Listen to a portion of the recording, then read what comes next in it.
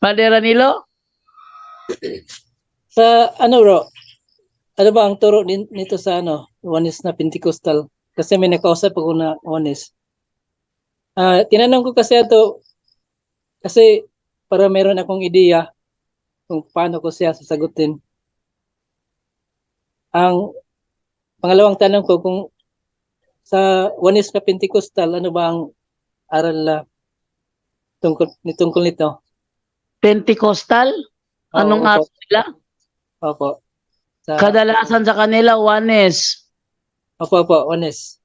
Oneness. So, ang gusto mong itanong, paano yung tapatan? Opo po. Kasi tinanong ko siya sa ano, anong ibig sabihin sa sinabi ni San Pablo na nagtuturo ng ibang Hesus. Tapos ang sabi niya, wala daw siyang nabasa. Ko, sige lang, kay pagbalik ko, pakita ko sa iyo. Saang talata ngayong ano bro, yung sinabi ni Kristo, sapagkat pag ako'y humatol, ang hatol ko ay tama, sapagkat hindi ako nag-iisa. Anong talata ngayon? Sa John yata yun. John 8, nakalimutan ko yung verse eh. Oo, sa John yun na ang hindi siya maghatol mag-isa. Sandali lang bro, sandali lang. Yung katanungan ko, anong turo ni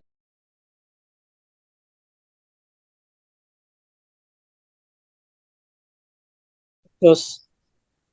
Ang tanong ko, kung ano ang turo nila tungkol kay Mama Mary?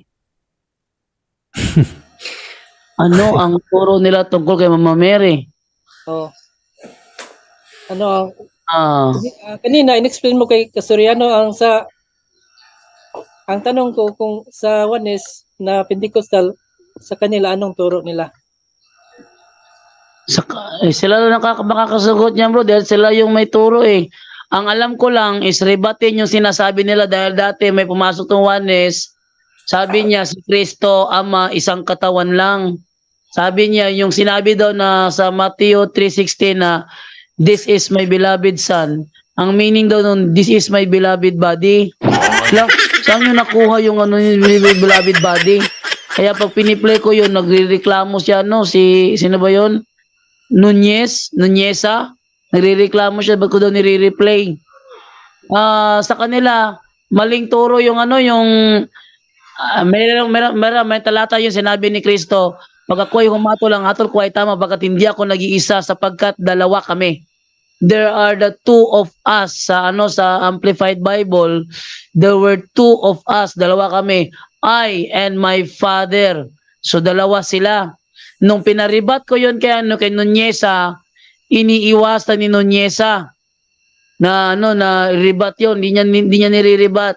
Kahit na isubo ko sa kanyang talata, ayun niya i-ribat. Tapos eto, nung di ko lang na talata na to ha. Nakita ko na bro. Yung sinasabi mo, Juan 8:17 hanggang 18. 17? Oo, hanggang 18. Ito.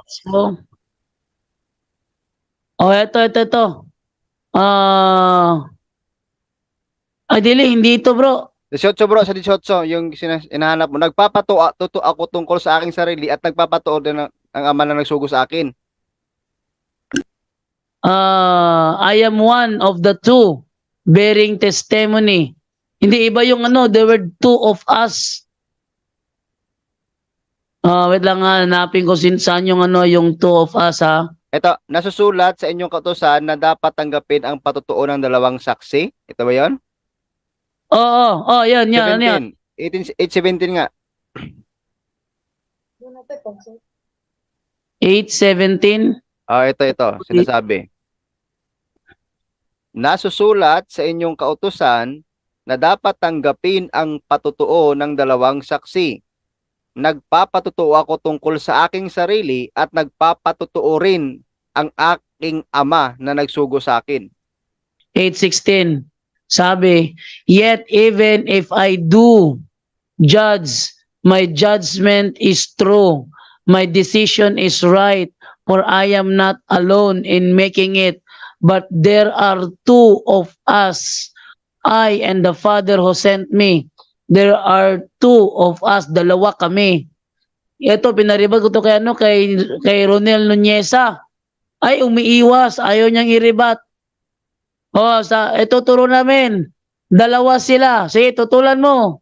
Ayaw niya tutulan eh. Ano pangalan ng ama? Hindi yan ang issue. Ito, dalawa ito. Dalawa, tutulan mo. Hindi makatutol si Ronel Nuneza. Yan, dalawa sila. Yung sa gawa na na si Esteban ay yung patayin na siya ni Apostol Pablo, siya tumingala, nakita niya ang kaluwalhatian ng Panginoon na si Kristo ay nasa kanan ng Ama.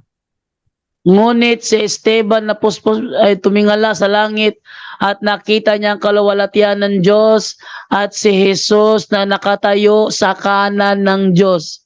Yan. Nakita niya magkatabi. Paano naging isa yung magkatabi yan? Kaya yun, yan ang mga gamitin mong talata, bro. Hindi ka maano ng diyan, ng Pentecostal. Okay, bro. Pwede ko masabi sa kanila, bro, na isa rin sila sa nagturo na ibang Kristo? Yes. Yes. Anong Dahil si Kristo tumingala sa langit. 17:11 ng Juan, pakibasa. At wala na ako sa sanglibutan, at ang mga ito ay nasa sanglibutan, at ako'y paririyan sa iyo. Amang banal, ingatan mo sila sa iyong pangalan, yaong mga ibinigay mo sa akin, upang sila'y maging isa, na gaya naman natin. Ayan sabi niya dyan at ako'y paririyan sa iyo. Ako, si Kristo, paririyan sa iyo. May kausap siyang pupuntahan niya. Iba yung pupuntahan, iba yung pupunta. Yan. Ano mo sa yan? Ang sabi nila dyan, hindi nyo naiintindihan kasi spiritual yan eh. Yung Bro Jando, yung sinabi ni, yung my beloved body, this is my beloved body. Naalala nyo yan? This is my beloved body. Meron pa, Galatia 4:4. Pagdating ng tamang panahon, ipinadala ng Ama ang kanyang anak. Sinong nagpadala? Yung Ama. Sinong pinadala? Yung anak. Yung pinadala pa, yung ba nagpadala? Sabi naman nila, ayan, nililiteral mo na naman. Spiritual yan eh. Di ko makalimutan ng argumento ng Pentecostal oneness. Okay na ba yung badala nilo? Si Mama Mary, bro, pwede gagamitin ko nga nagturo din sila ng ibang Kristo. Mama Mary ang gagamitin ko. Ewan ko lang, basta ang alam ko lang, tindigan mo yung yung Mother of God. Papa. Kasi ang alam ko na si Mama Mary din hindi pareho kay Soriano din ang turo nila. Basta mas magandang yung sa aming bangayan ni Peter Pindon doon sa Mother of God nang nanapan niya ko talata sa sa Mother of God, ginamit ko yung Mother of my Lord. Ayaw akong ni Peter Pindon. Ayaw niya tanggapin yung aking sagot, ayaw niyang respetuhin ang aking sagot. Tapos sinasabayan pa niya ako, nagrereklamo ko kay kay Lermar Balasabas. Moderator, yung si Peter Pendon, lagi akong sinasapawan. Lemar, walang kibo. Ngunit nung nangyari na ginawa ko yung style ni Peter Pendon, ay kinik out ako dahil may rule daw siya na kapag hindi rumispeto sa sagot at hindi tumigil sa kakasapaw, ay kick out daw. But si Peter Pendon, hindi niya kinik out. Yun. Yan ang namin, yung Mother of God, yung Mother of my Lord. Tanong, yung Lord na ba yun? Yun ba ay God? Yun. Hirapan ng Pentecostal dyan. Pag sinabi nyo na yung Lord na may Mother is not God, aaminin kong mali yung aming turo na Mother of God. Pero kapag kinukumpirma ninyo, mga Pentecostal, na yung Lord na may Mother is God, then, matibay ang aming doktrinang si Mary nga ay Mother of God.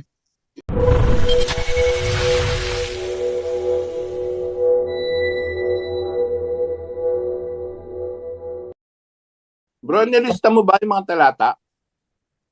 Hindi bro, i-reviewin ko na lang to, yung video. Video. Okay. Ilista mo para meron kang basihan sa kanya, batayan. I-reviewin ko na lang mamaya. Basta mga Katoliko, manood kayo punto por punto at kopyahin nyo kung paano kami makipag-argumento. At yan ang ilaban nyo sa mga katalakayan ninyo. Tinitiyak ko sa inyo, ang tanging masasagot nila sa inyo is pamimiloso po. Wala silang masagot sa inyo kapag ginamit yung argumento namin. Ang gagawin lang nila, pipilosopohin lang kayo at pipersonalin lang kayo. Dahil yung aming mga argumento dito ay napakatibay talaga. O, yun. Kopyahin nyo lang argumento namin. Tiyak, mananaig kayo. Saan yung mas magandang argumento? Kay Brother Junre, kay Brother Palma, kay Brother Angel? Kopyahin nyo lahat yun. Kopyahin nyo. Tapos yun ang ilaban ninyo. Tinitiyak ko sa inyo, hindi kayo matatalo. Sabi ng Muslim, si Jesus daw ay Muslim. Bakit? Dahil siya ay nagpatira pa. Paano ngayon yan? History record nagpapatunay na si Kristo ay pinatay dahil siya ay kinontra niya yung katuruan tungkol sa Sabat. Oh. Tapos si Kristo ay pumapasok sa sinagoga tuwing Sabado.